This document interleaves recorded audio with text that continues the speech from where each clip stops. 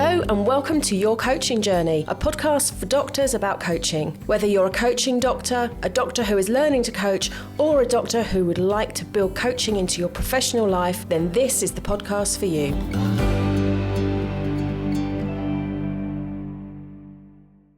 Hi, I'm Helen Leathers, and with me today is my co-host and business partner, Tom Dillon. Good morning, Tom. How are you? Good morning. I am exceedingly well. Thank Wonderful. you. Yes. Wonderful. I'm on good form.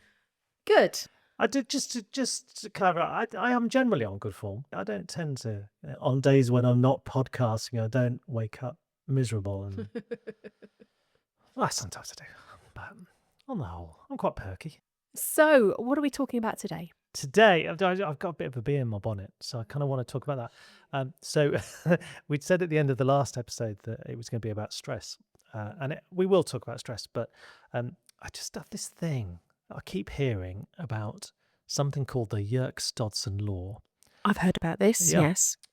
Which is not a law at all. And every time I hear about it, I think, no, stop doing that. Stop presenting something as science when there is no Yerkes-Dodson Law. It doesn't exist. So I've just got one of those on me today. Okay. I'm not grumpy about it. I just thought I'd dispel the myth. Okay. So where should we start? Let's start with what the Yerkes-Dodson Law is quite often presented as. And it's quite often used in the sense of stress and how stress impacts on performance. Okay. So quite often you'll see it on a slide in a presentation where it's called the stress curve. Okay. Someone made that bit up, didn't they? And I think so, yeah. And I have two axes. So one will be the stress level and one will be performance. And it would suggest that, and the way it's drawn is kind of like a bell-shaped curve. Yeah, the standard bell curve. Yeah, more like a hat, but than a bell. But so at the base of where the two axes meet, what do you call that bit? In the corner. Yeah. If you have too little stress, you are likely to be inactive because there's no arousal to get you to do something. So like we've just had a few days away. Yes. Lying in the sun, recovering, Yes. resting, recuperating. Yes. There was no stress. We did nothing. We did nothing. There And was no stress. We weren't really inspired to do anything Although, to be other fair, than I read. did get up and go for a run You every did, morning. yeah. They're just showing off now. But if you think about it in the workplace, if there wasn't any stress, a lot of people would be inactive. If there's an increase in the stress, we might be doing something but very laid back about it. So yeah, we'll get on with it. But we've got all the time in the world. We'll get a bit done. And then as we get further up the stress level, we might well get to the optimum level of stress. So it's kind of on the way up the bell. Yeah. Up the slope. There's like an optimum space there, supposedly, where it's the right amount of stress to cause that arousal that you perform at your best. Like getting a deadline for something. Yes. Well, yes, as long as it's an achievable deadline. Yeah. So that kind of maybe getting to that point where you're in flow. Yeah. And things are just happening. And then the suggestion is that once we tip over the top of the bell, where there's too much stress, then we perhaps get to the place of exhaustion. So the performance tends to drop off. Okay, so in this curve, and we'll put a picture in the show notes, the amount of stress will be along the bottom axis, the x-axis, and the performance will be along the y-axis, the vertical. Okay. And where they meet, you have a corner. You do? Yeah, there must be a name for What that. is that? I don't know. We're not statisticians or...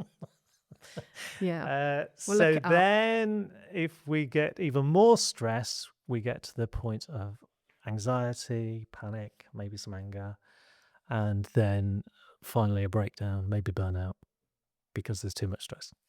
Or we may just go off sick and Yeah. let everyone else deal with it. Yeah. Yeah, potentially. So that's the model. Okay, so this is a model that we've seen rolled out on many occasions. The stress curve. And it's always it's known as the Yerkes-Dodson Law. I mean, it makes sense. Like cognitively kind of makes sense. Kind of. but Okay. not completely. I feel like you've got something to say about this. Go for it. So who are So, Yerkes and Dodson? Yerkes and Dodson. So Robert Yerkes and John Dillingham Dodson, around at the turn of the last century. Okay. So the research that they published was in 1908, and Right. that was what became known as the Yerkes-Dodson Law. Okay. So what did they actually do? So what they were actually doing was putting mice through a maze thing and giving them electric shocks. Sounds like just like the workplace scenario that we're thinking of, right? So, Okay. and the electric shocks were really about how they formed a habit in terms of following the maze. So they're almost like a memory thing. So if they gave them an electric shock, but it was a weak electric shock, the habit would take longer to form. Right. So following the path through the maze, that would take longer. You wouldn't want to go there if you were getting an electric shock. If they increase the level of shock a Hmm. bit more, so that Goldilocks level of shock, just right level of shock, Okay. they did it quicker. Oh, So the habit formed quicker. were they running away from the electric shock at this point? And then when they increased the shock even more, They didn't die, did they? no, they didn't die. But again, the habit took longer to form. This sounds like just the sort of experiment that would never be replicated No, nowadays. you wouldn't You do it. wouldn't get it past No. ethics. And it wouldn't necessarily mean anything either, would it? Well, does it mean anything? No. No. Okay, so how does this And relate? for a long time, no one really took any notice of this research. Right. And then it's like 40 years after, someone picked up on it and went, there's a curve there. Just like stress in the workplace. Yeah. But actually, there was a guy called Hebb in the 1950s, I think. Getting a little bit more up to date now. Yeah, Donald Hebb, 1955. So he looked at the difference between arousal and performance. So not stress necessarily, but the level of kind of activation of arousal. So if you were more motivated to do something. So your own inspiration or the inspiration that someone's given you of a vision or an idea or a concept, and you're like, yes, I want to do that. Maybe. Or it could be pay as simple as someone offers you a cookie and you get up and take the cookie. They offer you celery. I like celery. But maybe not. The arousal isn't there in the same way as it would be for a cookie. Food stuff of your choice, but, glass of wine over a glass of squash, whatever it is. So there's something about our level of arousal that increases the performance. So it has to kind of go up for our performance to get better. Mhm. Nothing to do with stress. So even his work wasn't around stress, it's about arousal. So you've got a guy with electrocuting mice, Yeah. 2 guys. Yeah. Then you've got another guy talking Yeah. about incentivizing people to take action and do some work. How has that become the stress curve of Yerkes-Dodson? Right. It's just morphed into that over time. Someone's got a bit like the Kubler-Ross change curve. She didn't have a change curve, but became Kubler-Ross's change curve. Same with this, the Yerkes-Dodson Law. They didn't have a law. They didn't even think about the law. Did they even make a curve? Yeah, no, the curve The existed. curve But existed. about habit formation in mice when they were given electric shocks. Okay, so not entirely relevant. Yeah, no, and it's attributed to or applied to all sorts of different things. So stress being one of them. But So where does that leave us then? well, I think you could argue that the amount of stress we put under could lead to an increase in performance and then tailing off. But I don't think the research exists to demonstrate that. So most of the stress that we talk about in terms of the workplace that is bad for us or is perceived as being bad for us is chronic stress that tends to be around mental health rather than activity levels. So you could be put under quite a lot of acute stress and respond really well in terms of performance under lots of stress. And the curve doesn't apply. But if you were put under or you put yourself under chronic stress, and a lot of it is self-induced, isn't it? I know.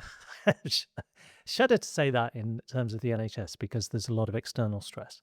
But for a lot of people, they put themselves under additional pressure by creating an environment where they are people-pleasing, maybe demonstrating perfectionist tendencies, being strong, not taking time off when they need time off.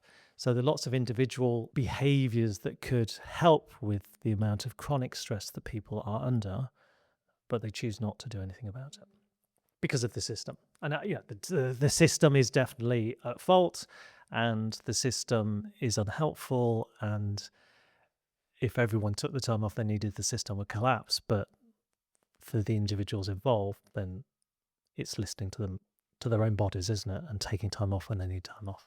Yeah. It leaves us with the fact that we can't have a curve where the amount of stress we're put under results in a collapse in our performance, because lots of people will demonstrate excellent performance under high stress. And lots of people within the NHS will do that consistently. And do every perform day. really well Yeah. under a lot of stress. So it doesn't actually exist as a curve. Actually, on a very simple, light-hearted measure, in the French Open recently, Norrie, can't remember his first name. What's his first name? Anyway, a British player beat Medvedev over 5 sets. So won the first 2 sets, then lost the second 2 sets, and then came back to win 7-5 in the last set. So there's someone under intense pressure, having been 2 sets up, that went 2 sets down. I kind of relate to this because I play tennis. That's real pressure. That's real stress. And then in the final set, managed to win 7-5. Had a comeback. So there's someone under intense stress who's actually come back and performed at his best. Medvedev, you could argue his performance dropped off, but that's individual reaction to stress, isn't it? So I think everyone's reaction to stress can be different, but lots of people have extreme stress applied to them and perform really well. So my takeaway from what you've been saying is that people should stop using the Yerkes-Dodson curve because it's nothing to do with stress and everything to do with electrocuting mice. Yeah. And I don't think the science is there to say that a large amount of stress will result in decreased performance, because I think healthcare professionals will keep going. Now, they're probably wrong to keep going, but they will keep going and they'll keep performing at high levels. They will keep doing that, and their performance doesn't necessarily drop off. I think when we get to that place of chronic stress and heading towards burnout, then there will be a drop off, but that's a different thing. That's not the stress being applied to them, the pressure being applied to them. That's something else going on for them. So if someone is presenting on stress and stress management is one of the pillars of lifestyle medicine, and we work with a lot of lifestyle medics, before using this model as a demonstration in any way, it might be worth just checking some facts and working out whether it's an appropriate model to use. Yeah. It's just one of those things that every time I see it, I go, it doesn't exist. Stop using it. There's no law. And it's not even a model. There's no law about it. And I know how easy it is to, with the internet, like everything that's on there gets presented as what's real, and it is used such a lot. The Yerkes-Dodson Law is out there everywhere. So if you were looking for evidence, it looks like there's plenty of evidence. Just the proliferation of articles about Yerkes-Dodson, it just doesn't exist. It's a myth. Unless you're a mouse trying to remember a route in a maze, being electrocuted, and finding the best way to do you'd well that. remember Yerkes and Dodson. What they Yes, did absolutely. I'd just like to say, in terms of fact checking as well, Pete has kind of given me a wave and passed me a note to say that bit in the corner of the X and Y axis What's is it called? the corner. The corner. Yeah. So well done. Yeah. Getting that right. And I've written a book about resilience. I'm sure there are things in my book about resilience that are wrong. I'm not immune to getting, picking up on things and go, oh, that's interesting. I'll go with that. But I think there are things out there that we just, once we become aware of, that we would do well to stop using and and it's just that perpetuating the science that doesn't exist. I think it's easy if they're useful and they serve the purpose that we're working towards. The reticular, what's the other? The reticular activating system. The reticular activating system, again, gets used, well, let's not go into it today, but that gets used in ways that that's not how it functions. But it often gets used in terms of manifestation and that sort of thing, where that's not what it's used for at all. But we'll do that another day. Okay, okay.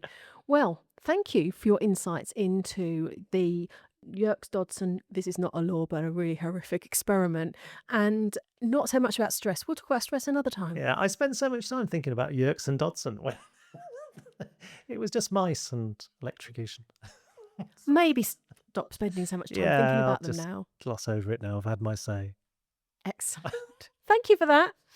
If anyone would like to share their thoughts on this, do let us know. And we will be talking about stress another time, I think.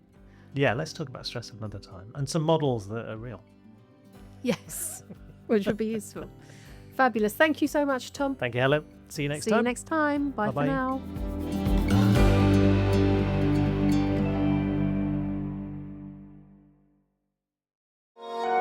This has been a Monkey Pants Productions podcast.